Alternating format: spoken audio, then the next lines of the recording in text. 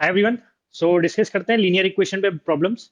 So first equation यहाँ पे जो गिवन है that is consider the equations 3x minus 2y equal to 6 and px plus 9y equal to n. Find the value of p if the equation above has no solution. Also, what value of n is not acceptable. तो यहाँ पे अपन को दो linear equations given है और clearly given है कि उनका नो सॉल्यूशन है। सो सबसे पहले अपन यहाँ पे ये देखें कि जो अपन को इक्वेशन गिवन है that is 3x minus 2y equal to 6 and second is px plus 9y equal to n. Now अपन ने देखा था कि अगर a1x plus b1y equal to c1 और a2x plus b2y equal to c2, अगर ये दो लीनियर इक्वेशन है जिसका नो सॉल्यूशन है, so that means a1 by a2 is equal to b1 by b2 and that is not equal to c1 by c2। That means inconsistent solution है, no solution है। तो उसकी ये condition अपन ने देखी थी। ठीक है, तो ये कंडीशन के बेसिस पे अपन इस क्वेश्चन को सॉल्व करें। So that means 3 by p equal to minus 2 by 9 should not be equal to 6 by n. अब अपन को यहाँ पे क्लियर बोला है कि p की क्या वैल्यू होनी चाहिए जिससे नो सॉल्यूशन हो। तो p की वैल्यू चाहिए तो अपन सबसे पहले फर्स्ट टू रेशियोज देखेंगे, क्योंकि फर्स्ट टू रेशियोज का यूज करके अपन p की वैल्यू फाइंड कर सकते हैं कि p की क्या वैल्यू हो जिससे इक्वेशंस का सॉल्यूशन क्या हो, नो सॉल्यूशन। तो यहाँ पे p की वैल्यू देखें, अगर अपन फर्स्ट टू रेशियोज का क्रॉस मल्टीप्लाई देखें तो this will be p equal to 9 3 जार 27 बाय -2 और p will be equal to -13.5। Okay, so from here we can conclude that अपने जो आंसर है वो या तो b है या तो c है, क्योंकि इन्हीं दो ऑप्शन में -13.5 है। नाउ नेक्स्ट यहाँ पे अपन ये देखें, we have to find what is the value of n which is not acceptable. तो उसके लिए अपन लास्ट टू रेशियोज देखें, क्योंकि इस लास्ट टू रेशियो में n क्या नहीं हो सकता वो पता चल जाएगा। ठीक है, तो इसमें अपन क्रॉस मल्टीप्लाई करें तो this will B -2 by 9 equal to 6 by n, that is 2 3 जा 6, so n will be -27। okay, so n should not be equal to -27। तो p क्या होना चाहिए, -13.5, और n क्या नहीं होना चाहिए, -27। so that is available in option b।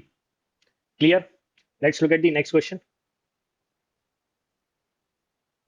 so next question is, consider the equations x plus 9y equal to 12 and minus 4x plus ny equal to k. Find the value of n plus k if the equations have infinite solutions। So again दो equations अपन को given है linear और उनका infinite solution है। On that basis we have to find the value of n plus k। तो पहले यहाँ पे अपन ये देखें कि we are given with the infinite solution, तो x plus 9y equal to 12 है और minus 4x plus ny equal to k है। तो infinite की conditions क्या थी, अगर a1x plus b1y equal to c1 है और a2x plus b two y equal to c two दो लीनियर इक्वेशन है, तो कंडीशन इनफाइनाइट की थी a1 by a2 must be equal to b1 by b2 and that must be equal to constant ratio. Okay, so that is the infinite condition. तो ये condition अपन यहाँ apply करें तो x का कोफिशिएंट यहाँ पे 1 है, तो 1/-4 that is equal to 9/n and that is equal to 12/k। ठीक है, 1/-4 basically -1/4 and that is 9/n equal to 12/k। ठीक है, अब अपने पास ये सिचुएशन है, इन दो रेशियो से n की वैल्यू आ जाएगी और फर्स्ट फर्स्ट और लास्ट से k की वैल्यू आ जाएगी। ठीक है, क्योंकि अपन को n प्लस k की वैल्यू चाहिए तो अपन n और k निकाल सकते हैं। तो फर्स्ट टू रेशियो से n निकाल लें, सो n विल बी -9 × 4 -36, और फर्स्ट और लास्ट से अपन क्या निकाल सकते हैं, फर्स्ट और लास्ट से k आ जाएगा, that is -1/4 equal to 12/k, तो k की वैल्यू आ गई -48। Okay, so we got the value. तो k की वैल्यू और n की वैल्यू है तो अपन को फाइनल निकालना है n प्लस k। तो -36 plus -48, so that is -36 -48, so 40 30 70, 8 plus 6 14, that is -84, that is available in option C। ठीक है, so that was the question based on infinite solution। ठीक है, next question देखते हैं।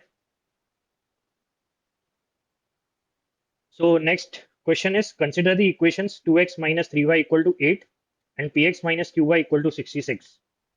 so answer the following, that is the misprint, avoid this। Find 4 into p plus q if the equations above have infinite solution. तो again दो equation है, infinite solution है. So first equation is 2x minus 3y equal to 8 and second is px minus qy equal to 66. तो अपन यहाँ पे सबसे पहले infinite की कंडीशन लगाएं. तो x के कोफिशिएंट का रेशियो, y के कोफिशिएंट का रेशियो और कांस्टेंट के कोफिशिएंट का रेशियो इक्वल होगा. ठीक है. And this will B 2 4 and that is 33. So 2 by p equal to 3 by q because this minus will get cancel out equal to 4 by 33. ठीक है. तो अपन ने p और q की इन इनफाइनाइट की कंडीशन लगा के अपन ने ये फाइनल रेशियो बना लिए p और q के टर्म्स में. Now we are looking for 4 into p plus q. तो अपन यहाँ पे सबसे पहले p की वैल्यू देखें तो वो मिलेगी अपन को फर्स्ट और थर्ड से. So 2 upon p equal to 4 upon 33. So 2 2 ज़ा 4. सो p की वैल्यू आ जाएगी 33/2 एंड लास्ट 2 से अपन को q मिल जाएगा. So this will be 4q equal to 99 and q will be 99/4. Okay.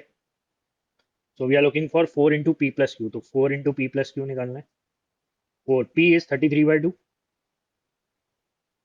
Sorry, 33/2 and q is 99/4. Okay. तो इसको 4 बना देते हैं 2 मल्टीप्लाई करके. तो this will B 66 plus 99 divide by 4 और एक 4 बाहर भी है. So this will get cancel out. So this will be 90, 60, 150 and 9 plus 6 is 15. So that is 165 is the required value. That is option D. ठीक है. तो अगेन इनफाइनाइट पे question था, इनफाइनाइट की कंडीशन निकाली, पी और क्यू निकाला और सिंपल जिस पे अपन को वैल्यू चाहिए उस पे इंसर्ट करके अपन ने वैल्यू निकाल ली. ठीक है. So let's look at the next question. So next question is A B C and D together have rupees 250. The amount with C is twice the amount with B. The amount with A and B together is 30 less than what D has and C has rupees 20 less than what D has. Find the amount with A. So basically there are 4 persons, चारों के पास total 250 रुपए है. अब A B C D के पास जो भी amount है वो रिलेशन अपन को गिवन है and we have to find the value of amount with A.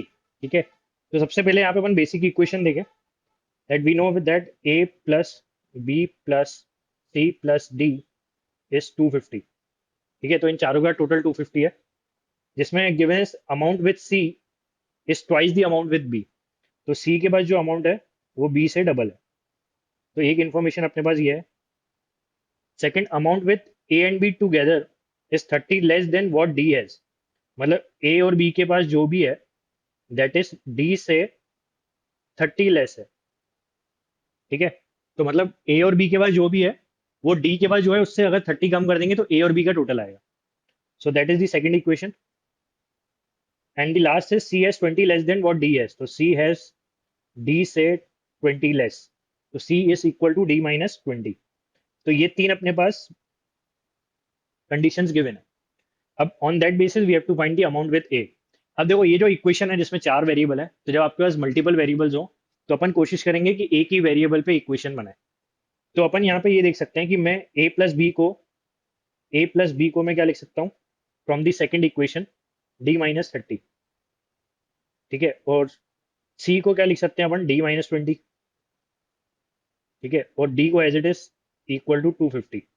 तो अपना मेन टारगेट है कि पूरी इक्वेशन को डी में बना लिया अपन ने सो दैट अपन डी की वैल्यू निकाल पाए और डी की मिलेगी तो फिर सी की मिलेगी, फिर सी से अपन बी और बी से फिर ए निकाल सकते हैं. तो दैट वाज द क्वेश्चन. तो अपन इसको सॉल्व करते हैं. तो D plus D so that is 3D minus 30 minus 20 minus 50 equal to 250. तो माइनस 50 राइट साइड में जाएगा तो ये हो जाएगा 3D equal to 300. So D is 100. So if D is 100 तो ये इसमें रख के अपन C निकाल सकते हैं थर्ड इक्वेशन में. तो that is 100 minus 20 so that is 80. तो C is 80. Therefore first equation से अब B पता कर सकते हैं अपन.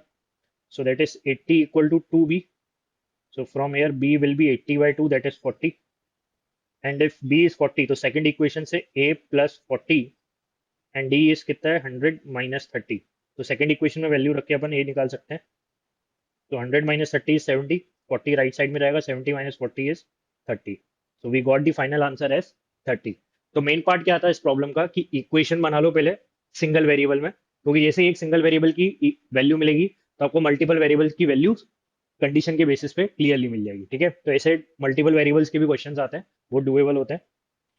अब नेक्स्ट क्वेश्चन देखते हैं अपन, इसी पे लीनियर इक्वेशन पे based. So next question is, a rope is 64 meter long. It is cut into three pieces. The longest piece is three times as long as the middle size piece, and the shortest piece is 34 meter shorter than the longest piece. Find the length of the shortest size piece. तो एक रोप है जिसकी total length 64 metre है और उसको तीन piece में cut किया है, एक लॉन्ग, एक शॉर्ट और एक मिडिल। सो दैट मीन्स अगर अपन तीनों लेंथ लॉन्ग, मिडिल और शॉर्ट, अगर तीनों लेंथ एल एम एस लेते हैं तो तीनों लेंथ का total is 644, sorry 64, and we are given that longest piece is three times as long as middle size piece. So अपन को condition given है L is three times the middle size piece and the shortest piece is 34 meter shorter than longest piece. तो जो shortest है that means S is 34 shorter than longest, तो longest से 34 shorter है। तो ये अपन की कंडीशन है जो गिवन है। अब इस कंडीशन पे अपन अगेन तीन वेरिएबल है, सिंगल वेरिएबल में कन्वर्ट करते हैं यहाँ पे। तो ये जो S है इसको अपन क्या लिख सकते हैं, L के बारे में अपन को पता है, L इज 3m, तो L की जगह 3m रख दो तो -34। सो अपने पास L और S दोनों m के टर्म्स में, तो वैल्यू रख देते हैं। So L is 3m, m as it is, S की वैल्यू 3m -34 इक्वल टू 64। ठीक है, तो 3 + 3 is 6m plus m, that is 7m, and that is 64 + 34, तो 7m 98, so m will be 14। ठीक है, तो m आ गया 14।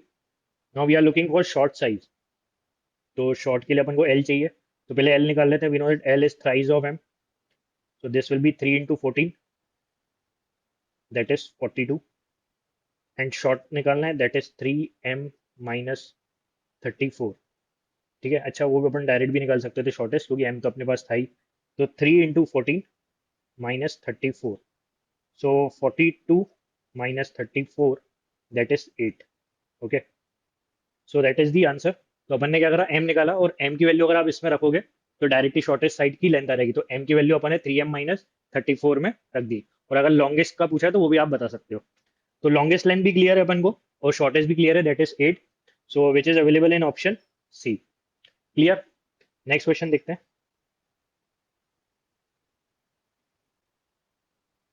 So next question is, in a three-digit number, the hundred digit is two more than the tens digit, and the unit digit is two less than the tens digit. If the sum of the digits is 18, find the product of the digits. तो अपन एक number ले लेते हैं three digit का, A B C। ठीक है, जिसमें C is the unit place, B is the tens place and A is the hundred place. अब अपन को कंडीशन में क्या गिवन है, hundred digit is 2 more than the tens digit, that means A is 2 more than tens digit, तो B से 2 ज्यादा है। ठीक है, ये कंडीशन गिवन है।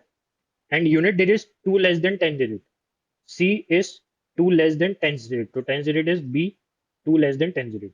तो ये दो अपन को कंडीशंस गिवन है। And if the sum of the digits, मतलब ये A B C इन तीनों डिजिट्स का सम क्लियरली गिवन है, that is 18। So A plus B plus C is 18। Find the product of the digits, तो again अपन single variable में convert करते हैं। A अपने पास है इन टर्म्स ऑफ B, तो B plus 2, B as it is, C in terms of B, B minus 2 equal to 18। So that is 3B plus 2 minus 2 will get cancel out. Okay, so that is 18, B will be 6। Now अगर B 6 है तो A क्या हो जाएगा, that is B plus 2, so that is 8, and C will be B minus 2, so B is 6, 6 minus 2 is 4। So we are looking for product A into B into C, so 8 into 6 into 4, so 8 6 are 48 into 4, so that is 190, 4 4 is 16, 4 8 is 32, that is 192, so that is option C। ठीक है, तो that is number based question based on linear equation। ठीक है,